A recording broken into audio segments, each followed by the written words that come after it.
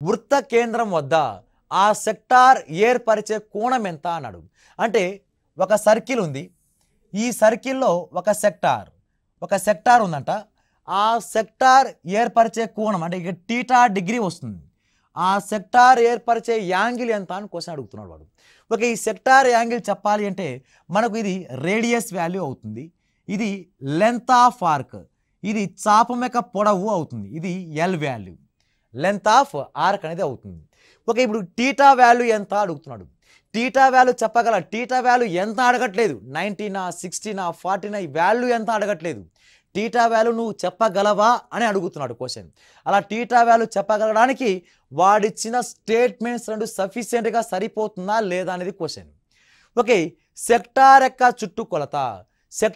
చుట్టుకొలత perimeter of sector formula 2r + l = 16. Okay, దీని ద్వారా టీటా వాల్యూ చెప్పగలమా? చెప్పలేం. ఎందుకు చెప్పలేమంటే ఇక్కడ 2r + l టీటా ఫార్ములా ఎక్కడ రాలేదు. ఓకే, టీటా ఫార్ములా ఎక్కడ వస్తుందంటే ఇప్పుడు ఎల్ వాల్యూ తెలిస్తే, ఓకే ఎల్ వాల్యూ ఫార్ములా ఏమంటే θ/360 × 2πr. ఎల్ ఫార్ములా ఏమంటే θ/360 × 2πr. ఓకే, ఇప్పుడు ఈ సెక్టార్ యొక్క కోణం చెప్పగలగాలి అంటే ఇక్కడ ఆర్ వాల్యూ తెలుసు, చుట్టుకొలత తెలుసు, మొత్తం ఇక్కడ ఆర్ వాల్యూ తెలీదు, ఎల్ వాల్యూ కూడా తెలియదు. ఇక్కడ రెండు అన్నౌన్ టర్మ్సే ఉన్నాయి, ఆర్ వాల్యూ తెలీదు, ఎల్ వాల్యూ తెలీదు. కాబట్టి మనం దాని ఆన్సర్ టీటా వాల్యూ చెప్పలేము.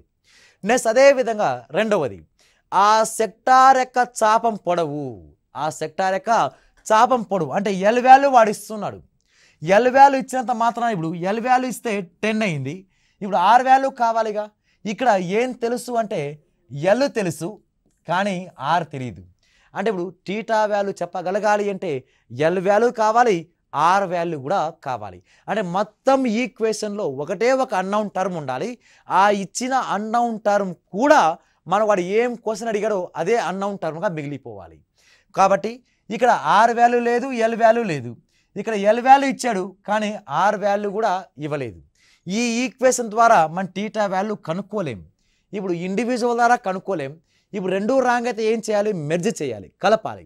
కలిపితే ఏమొస్తుందంటే ఎల్ వాల్యూ వాడు ఇచ్చాడుగా ఇన్ఫర్మేషన్, అప్పుడు 2r + 10 = 16, 2r = 10 అవతల పోతే 16 - 10 6, therefore 2 1s are 2 3s are.